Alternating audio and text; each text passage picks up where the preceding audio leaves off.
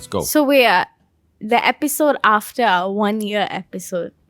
Oh, Isn't that crazy? that's crazy. That's a lot of episodes. Lots of episodes. That's a lot of yapping. Lots of yapping. So we'll talk about a highly requested topic, a buzzy topic, anxiety.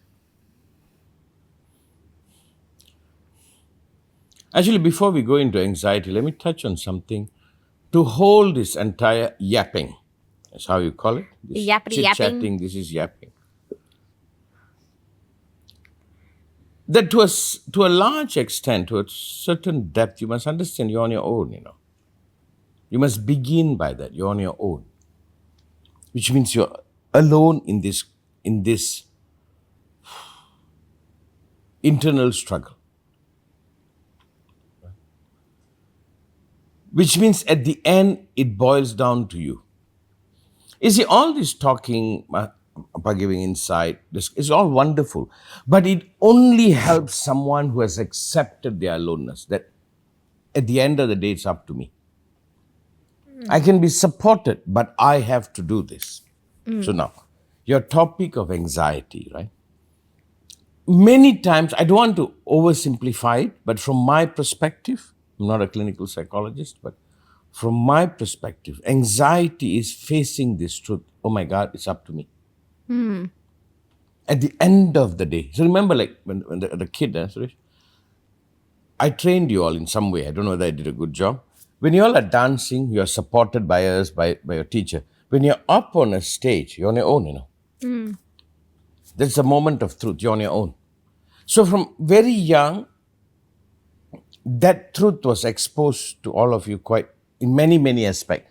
When you did the dance effect, when you did a lot of things, you were, no matter how many people supported, you were on the stage, you were alone. But I want you to look at this aloneness rightly. It's also freedom. It's also integrity. It's also you being present. When there is another person, you don't have to be there totally. Because the other is there. You surrogately, you create a false sense of safety. But there are moments when you're thrown in showtime. You're on your own. I want you to consider that very carefully. No matter what is said and done, at the end, it's you. And when this aloneness is not established, when this aloneness is not nurtured, anxiety follows. Anxiety is the prerequisite to the aloneness. Like before you go up and speak in front of 1,000 people, I'm talking about my life, in my early days, you're standing there alone when they're announcing you, and you're going to go up. The moment they finish announcing, the crowd start clapping, you're on your own now. And that's the most alone place you can be. You're on your own. All these people looking at you, you're on your own. The anxiety, that's why they say, one of the highest anxiety is public speaking, because your aloneness is exposed. Now, I run some yappy, some commentary. Out there are enough people that are exploiting this. I kind of want to have a t-shirt that says, I don't need a hug, thank you. It's me anti against a lot of this misuse of therapy. Now, everybody wants to hug you. Everybody wants to support you. Everybody wants to hold you. It's all good, provided it is not removing that sense of aloneness.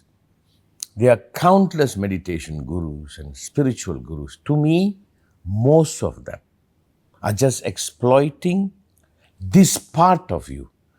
No matter what you read, at the end, the one that has to process it is you. I'm not saying they are not important. They give you information. They hold you. They create an atmosphere. But if that is used to escape this truth of aloneness, like this, if you love somebody and somebody loves you, do you know that's the most alone thing you can do, even though you're together? Because you have to love. The other has to love. You cannot remove the aloneness with the togetherness. More so, the togetherness enhance your role. Follow? Yeah. So again, what is anxiety? Maybe I can't face this truth. I was not created. I was lied to. They say The society holds us. Really? Have you seen a homeless man? Oh, the government protects you. No, no, no. I am in collaboration with the government. I am not a kept citizen. The government needs me as much as I need the government to build a nation. So, do you know what dictators do? If you study all these guys, all the evil guys, so to say, they promise for you to escape the aloneness. They promise food. They promise shelter. They promise to take care of you. For that is the price of your freedom. It is from the same playbook. Now, the way I see it, and this I'm saying it to you, to my daughter, you must every night, at least that's how I do it, at least have an hour of quiet time. And that is the time you come back to the state of aloneness. Again, the word aloneness is wrong, The word aloneness is wrong because it indicates as though there is no other. I don't know how to use another word. In the ancient time, the word is dhyana. Dhyana means self-reflective. I am looking at what is mine to do. My middle name? Your middle name. But even that has been exploited, right? So there's this stage that you are in. Let's say you're going up to speak in front of 1,000 people or 10,000 people. As you walk up and you sit or stand to speak, what is the state you are in? It depends on me. The audience is waiting, right? And I want you to be able to grasp that state. You have to, I can give you all the information, but the one who has to use it is you. So again, this yappity yap, this chit chat is wonderful. It's wonderful. It's wonderful just as a talk. But when push comes to shove, you're on your own. That is why I created the ABC. I hold my aloneness intact. You hold your aloneness intact. We come together not to escape this aloneness. And I suspect anxiety is the experience you feel before you go there. But many don't pass through it. Follow carefully. Yeah? The exaggeration of love, the exaggeration of friendship, the exaggeration of togetherness, the exaggeration of the society are only meaningful to escape aloneness. When aloneness is intact, the society, the togetherness has a different meaning. Like thousands of people graduate from university, thousands of people get into the workforce. How many make it? How many make it? But it is not a simple thing to be attained. It takes time. Yes, we need to be supported. When you are born, our mother carries, father takes care of us, they love us.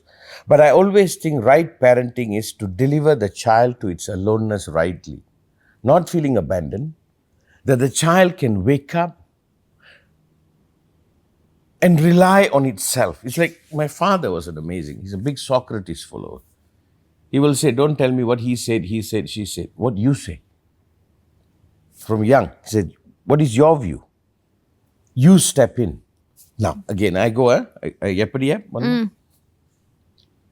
Whenever you touch that space, and please do not grasp this word aloneness wrongly. A lot of people are not alone, no? They're lonely. A lot of people are without friends. That's not aloneness. A lot of people are isolated, abandoned. That is not aloneness. Aloneness is, I am here. I have taken responsibility. I am not escaping that demand of me showing up. If you can have an hour a day, I don't care if you're watching TikTok or Instagram, I don't care. But if you can have an hour a day that your eyes have turned inward and you are intact and you're paying attention to you, anxiety will start to vanish. Or anxiety becomes the fuel to show up. Sometimes you got to kind of like, when I used to jump off the cliff or do diving or do some stunts, you have this anxiety before, and that anxiety is needed, That's when all the adrenaline kicks in, everything, you're ready. It forces you to be in the present. Right? It forces you, but now what has happened? Everybody is your friend. Everybody wants to support you. Everybody wants to hold your hand. But what they are doing is they are crippling you from standing alone. Remember, this world, no matter how developed we get, each person is accountable. Not everybody is going to be rich. Not everybody is going to climb the Mount Everest. Not everybody is going to make it. Not every marriage is going to work. So it's almost like when I was young, there was this show called Wheel of Fortune. In there, there's this lady called Vanna White. She'll say, "Back to you, Jim." Sometimes she'll come and tell all the prizes. And then she'll say, "Back to you, Jim." And it's almost like, back to you. Like this podcast, whatever we are doing, it's an exploration. It's me and you talking, exploring. But today we hit a note. You said today is 1 year, right? 1 year, one Okay, episode. after 1 year of yappity yap, is it yappity yap? Yapping. Yapping, 1 year of yapping, let's get into something for real. Oh my God, you're on your own. And I was so lucky, Apshi. You are not as lucky. Maybe a little bit. When I was 18, I came to the city. I was on my own. No mother, no father. Had one relation, kind of bumping into his house. I couldn't escape my aloneness even if I wanted to. But I didn't reject it. I said, it's time to be Indiana Jones. And that was the most blessed time because I kicked in. I have to come into action. There's this story once Osho said, I'll tell you. A very famous chef, a lady graduated from many universities, was trying to open a bottle and she didn't know how to open. She went to read the manual. By the time she come back, her illiterate assistant has opened the cap. So she asked him, "How did you do it?" He said, "Madam, when you can't read, you have to use your brains." You stepping in. So can I say, is anxiety me showing up? Is anxiety the fear that you can't show up? Or you are not trained to show up? You can show up. You have been up on stage. You have been put here. You have been put there. You have been put in the spot so many times. But I think there's a distinction, right? Before I used to go on stage and all that, I didn't have anxiety. I was just nervous. And it's good to be nervous so you're not complacent. But there's a point where nervousness translates into anxiety. And anxiety is like, it spoils things, you know? No, I like the way you use the word spoils thing. Anxiety is when you know if I mess up, there's a huge price to pay. Let's say I put a basket there and I said, throw this ping pong ball into it. Just for fun, okay? You can do it. Now I said, every time if you miss it, you're going to lose 10 cents. Well, you probably can. What about every time you miss it is $100,000? Even though the last 50 balls you synced it in, now suddenly you know, oh my God, if I miss it, it's $100,000. That's anxiety. Anxiety is things matter. But I think that I'm just thinking about, I recently took this exam that I needed to take to get into this uni. It's an English exam. I can speak English. I went to university in America. I can speak English. But for 1 week before, I did every single practice test and I made sure You know what is it? You're confessing it matters. Yeah. It's precious. So can I say, anxiety also reveals some things that are precious to us? I have many people come to see me. There's no anxiety. Hi, how are you doing? There are some people that show up, I will stand up. Because they mean something to me. So could anxiety be a reaction to something that means something to me? But also there is this runaway anxiety. Your hormones are off or there's some brain trigger.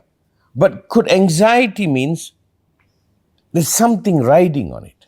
But anxiety can also, it can I wouldn't even say what I felt before that exam was anxiety. I just really, I knew there's a big consequence if I fail. And so I did what I had to do to make sure I wouldn't fail. No, because it matters to you.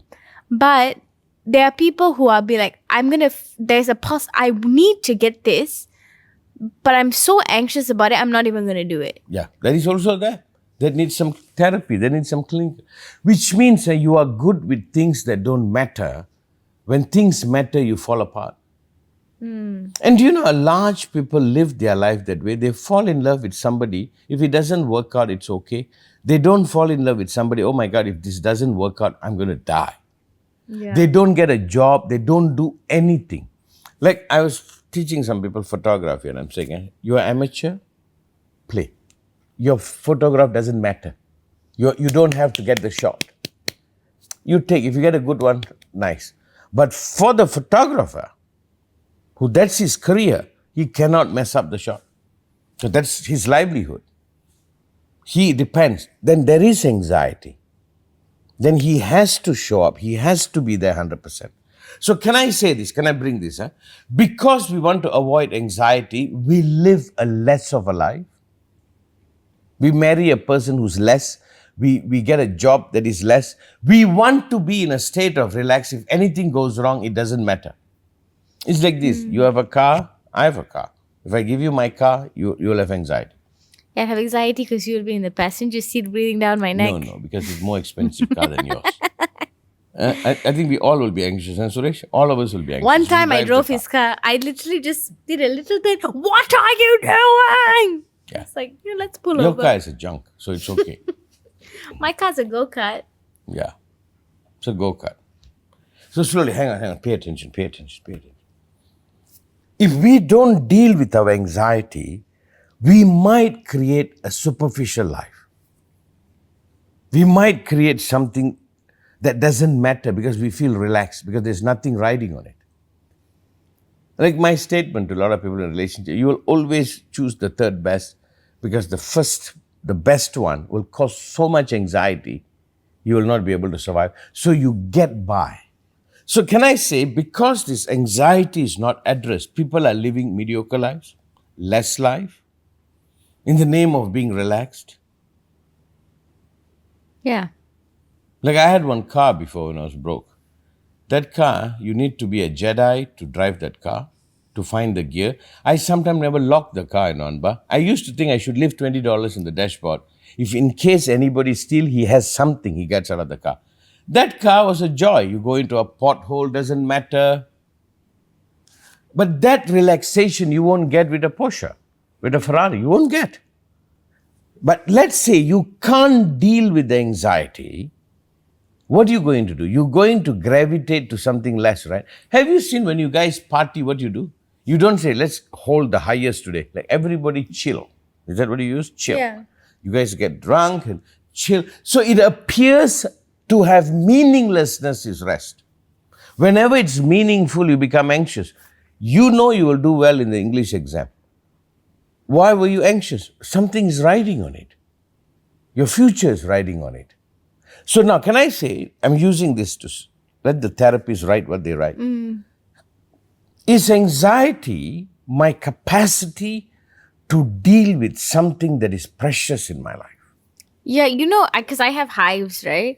So my hives, basically when you get hives, your brain triggers an anxiety. Right. Because your brain is like, you get into action, go and get a medicine or whatever. But because my hives come for no reason, the anxiety is also for no reason. So when we saw this therapist once, she was like, what actually are you so nervous about? I was just like, I'm nervous my throat is going to close and I'm going to die. And she's like, but you're not alone, right? And I was like, no, but I feel like nobody else is going to know what to do. Nobody else is going to react fast enough. Nobody else is going to take me to the hospital quick enough and I'm going to die. And then she's just like, I don't know if that's going to happen. But it's that alone, that feeling that I'm going to have to fix. It's a truth of spirituality. Whenever you mature, quote unquote, this word spiritual, there is a state that you will have to pass through. This is the state. And you know what you're saying? Oh my God, I'm on my own. Yeah. And that's a good thing. When I'm on my own, I'm also free. When I'm on my own, I can wake up to meet my challenge. So you cannot escape this aloneness. Mm-hmm. I must tell this story. This whole journey for Appa started. It's just the time I met your mother. But before that, I was studying. But when I met your mother, I heard this talk by Osho called Mystica. I don't know who this guy is. I was not interested in all that. He says everything we do is to escape our aloneness. That was the talk. He said, we just want to escape the aloneness. And I'm telling you, that hit me like a bolt, when I was 21, 22. I was like, oh my God, that's the truth. That is the truth. But the understanding that I want you to take away, this aloneness is not isolation. This aloneness is not a state you are not loved. This aloneness is not a state you are abandoned. This aloneness is what is only yours to do. Yeah, it's like when you go to the airport, right? I feel like if I go by myself, I'm chilling. I know how to, like, maybe a bit dyslexic, I might be at the wrong gate, but I know how to do it. I can do it by myself. But if I go with a friend, if I go with you and Amma, I feel, okay, wait, let's make sure Appa can find the smoking room. Let's make sure I must go to the bathroom. I'm like, oh, actually, when I'm alone, I got it. Yeah. When there's other people there, I'm a little more nervous. I want to take care of you guys. But let me point this out for you. Do you see the importance of this aloneness? Sorry for, there's no better word. Or this state of meditative. This aloneness is the state of meditative. That I can tell anything I want. The one that has to live it is you. Is that alive? Yeah. Yeah. So now, if you're looking for a relationship, is it to live your aloneness or to escape it? To live it. Yeah. How can you, if you escape it, then it's not really a relationship, right? Wow. She's been taking a vitamin, But I'm Sandha. still single, then how la? No. Because most people out there are looking for a relationship to escape the aloneness, and that's not relationship, that's an abuse. Relationship is I take the responsibility alone also to hold this, and you take the responsibility, the ABC. So now, let's go back into anxiety. I think anxiety has to be addressed. There are many, many more reasons. I know this beautiful psychiatrist in Sweden. I really trust him, an older gentleman. I'm beginning to send a lot of people to them. I said, go see this. Something has happened.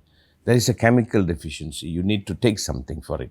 But all of it is the maturing to understand, oh my God, I'm on my own. It's almost like you fall off a boat in the middle of the ocean and the boat leaves you, Suresh. We've been up in the ocean and you're like 100 kilometers away. Can you imagine after 2 hours, nobody's coming to rescue, the sense you will feel, oh my God. I think it's the most scariest experience, but I think you have to survive that experience. Then you kick in. It's almost like when Suresh went through his open heart surgery, they said they can fix him, fix all his whatever has to fix him. But at the end, when they jumpstart the heart must start. What do they do? Tap. Or they, somebody squeezed his heart. Put his hand. Somebody put their hand in your chest. Yeah. And they're like, and then he said it must pump. The doctor said there's nothing I can do. If he decides not to pump, you dead meat. Even the doctor says, I will do everything. At the end, you have to kick in.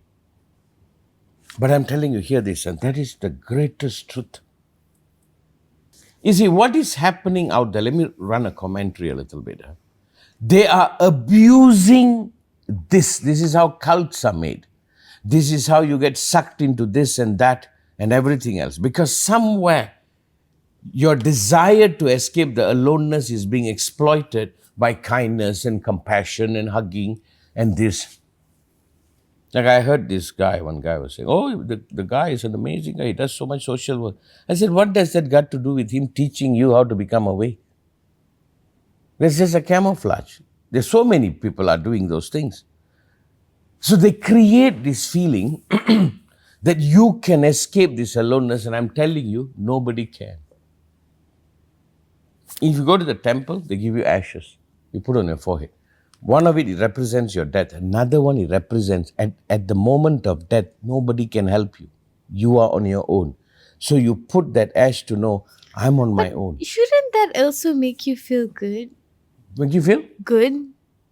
Like you don't have to depend on anybody else. Like you She's got been you. taking a medication. Yeah. The day you find the ecstasy in that rightly. It's at times, right? You can feel, you don't feel it consistently. Yeah. Like if I go diving, my instructor needs to hold my hand. Do Right. not leave me alone. me. You need to hold the instructor's hand, okay? Let's not talk about how the pretty blonde instructor held your hand. Because my air ran out. Because I purposely emptied my tank. In Maldives, I emptied my tank and then told the instructor, she was a gorgeous girl. And like, hold my hand and share her air. That's a moment. Not because you have asthma, you need more oxygen. While being with the mentore.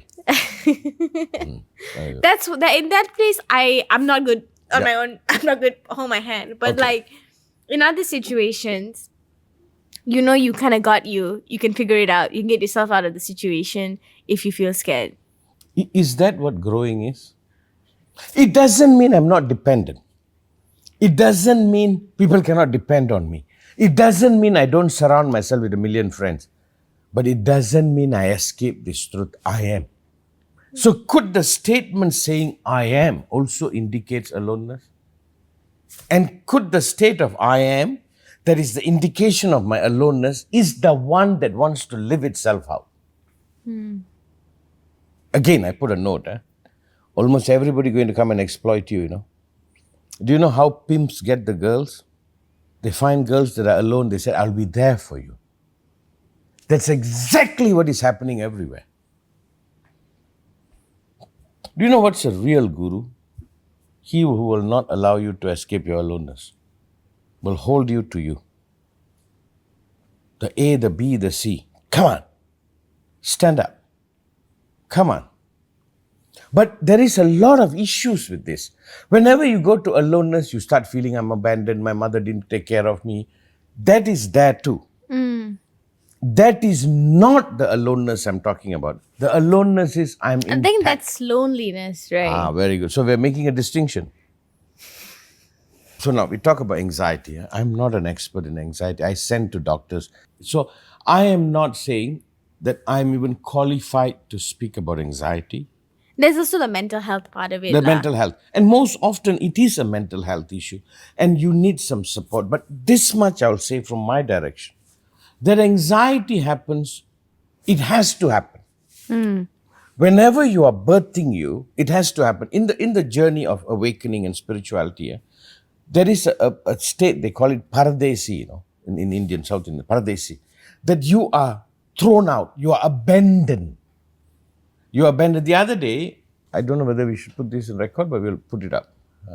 The other day when they were inaugurating the statue of Amman, they said they do many ceremonies. One, they put in the water, they put in the cumin water, and then they put it in grain, and then they put it in coin. And he said one of the things they do before is they take the statue and they put it out in the forest, abandoned, for like 48 days in Anbar. Did you know that? And only after the 48 days, they say she is ready to rule. I was thinking, oh my God, what a beautiful analogy, a ceremony. That means she has attained to her aloneness. She has come to her own. I love it, the symbology. Even in meditation, there is a state that you become alone. The only person allowed to be there is your guru. And the guru is not, you don't use the guru to escape. The guru holds you to your aloneness. That's when you come alive. The process of that waking is anxiety. Almost everybody goes through it, but most will escape it. The one who can't escape it has to go through it. Sometime in the process of going through it, they need some help. It's like this. I remember, Anba, I left Apshi in New York, and I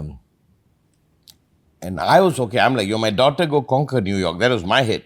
Go ahead, darling, conquer New York. You know what she made me do? She made me go buy her alcohol.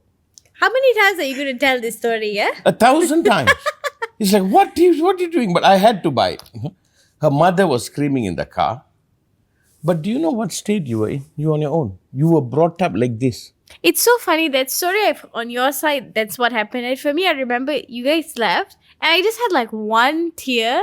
And then I walked up and I walked in and all my friends were there and I was like, okay, let's do this. You see, that means somewhere you were held.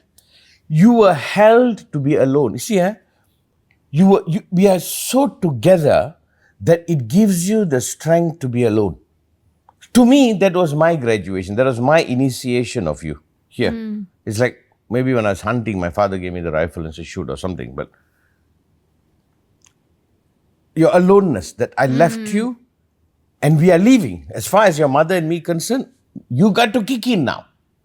You might have friends, you might have support system, but you don't have us. That's the graduation, you understand? But now, follow this. Sometime in the process of that graduation, you can fall apart. It's like I climb up the cliff and I'm going to jump into the ocean. Because you see that in that situation, right, it's a choice, it's natural, you're going to No. university and all of that. But like one of my friends now, her dad is like, she's facing the possibility of losing her dad. And she's having to really confront that fear and that feeling. And regardless of what happens, I'm sure she'll find a way to be okay. But now the anxiety of that reality coming that she might be alone. Yeah. Now she has to kick in. So is the anxiety me kicking in? Open heart surgery, even though he's asleep. When the doctor taps the heart must kick in. Like I put Anba through that all the time. I leave him, do it. And sometimes when he's falling apart, certain shock treatment helps. Come on, kick it. And hear this. And this I speak from my authority. Dr. Ayat is one thing. Is it the one pronouncing? Yeah. He does his thing. My job is to help you to survive that aloneness intact. Then suddenly you are there. That is the A I talk about. The other is the B, the space in between. That I am. Now hear me very carefully. You from now must do this on a regular basis, at least an hour a day. I'm not saying sitting with eyes closed, folded leg. Don't do all that. Just allocate one time. This is time nobody bothers me. I need to fall back into me. I need to rely on me. You see, when I was learning martial art, I'll tell you one story. There is like 12 steps plus 2 more you learn. And part of your graduation is to come up of your own. That's your PhD. Like 11 step actually. Then 12 is the guru step. Then 13th must be your own. You make something up. Once you finish learning after many years, this is those days, not nowadays school, those days are different. The last one, they call it sarah, no technique. You only rely on you. Before we rely on all the methods, the mind, the system, the techniques, the strategy. At the end, only self-reliant. That's when they said your hand drops. You're not like this, you're like this, you're rested.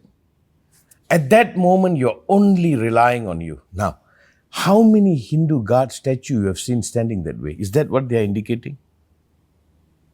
Like even with dance, right? You dance with your teacher, then she goes away. Then you dance with the mirror. Then they close the mirror. And suddenly you're alone and you're like, oh no. No, but can I persuade you to see that as the highest thing possible? I have had gurus, many gurus, but I'm not an imitation of one of them. They delivered me to my aloneness. I am me. There are things I agree, there are things I don't agree, but for the rest of my life, I'll bow because they delivered me to me. Now, hear this carefully. To the audience, the listening. If there is one thing I can offer you, I offer you that. So this is just a chit-chat. You can dismiss this. You are the one who has to use it. When you kick in, right? And after you begin to kick in, I might be able to help. Then is to wake you up into your flowering. Then some knowing, some lesson, someone who has walked that might be of help, might. But that point is yours to come to. So now what is anxiety? Is it the process of birthing this? Is anxiety you waking up unable to deny your aloneness? So are you saying almost all anxiety is just that fear of your own aloneness? No, the fear, or the truth, it's all up to you. And you think all anxiety boils No, down to I'm that? not qualified to say that. But I will say majority. A lot of it is. A lot of it is. But hear me very carefully. Like that day one child's 18-year-old or 19-year-old has anxiety episode in university. Seek help. Don't be ashamed. If you're having anxiety and you can't sleep, you can't function, seek help because it's a brain thing. And many times this help is just to help you pass through that stage. Go get medication, go get therapy, go get whatever, sleep therapy, so that you can graduate and come to this state I'm talking about. In this state doesn't mean I'm not anxious. In this state, when anxiousness happens, it's time for me to kick in. Time for the monster to wake up. We go to the Hindu temple, I'm just using it, and we bow to many statues. All of those statues has one root, they have woken up to stand in that truth. So now, like what Buddha said, he who hates his parents shall walk my path. Really? Yeah, something like that. You know what he meant by that? Because it's not hate your That's parents like hate your madness. parents. No, he said when you don't use the parents to escape your aloneness. That is why those days they have sannyas, they have monkhood. Why they do all that is anything you hold on, you're going to use it to escape. Why you think most people are married? Aren't they married to escape their aloneness? If they have met their aloneness, the marriage will be something else, It will be union. It will still two, becoming one. Most often is to escape. What do you think your society is? What do you think your cult is? What do you think your group of religion is? People getting together trying to avoid this truth of aloneness, because at the end, it's up to you, isn't it? But no, I live with this note. I hope this does to you what it did to me when I was in my early 20s. Wakes you up to this truth and say, no, I'm going to be here. I'm going to show up. And I'm going to struggle showing up. I might fall apart.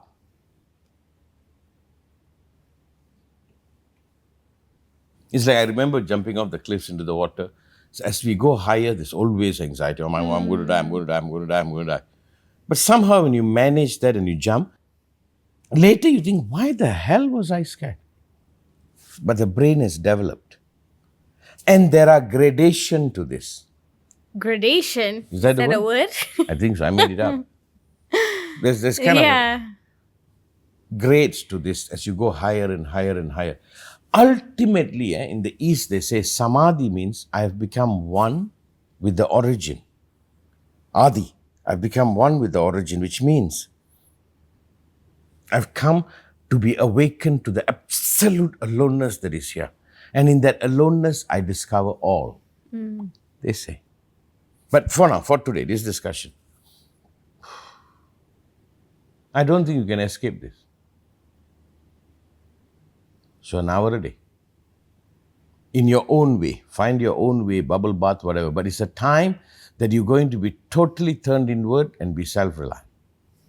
Is that good? Not bad lah. Not bad, lah. Thank you. Thank you.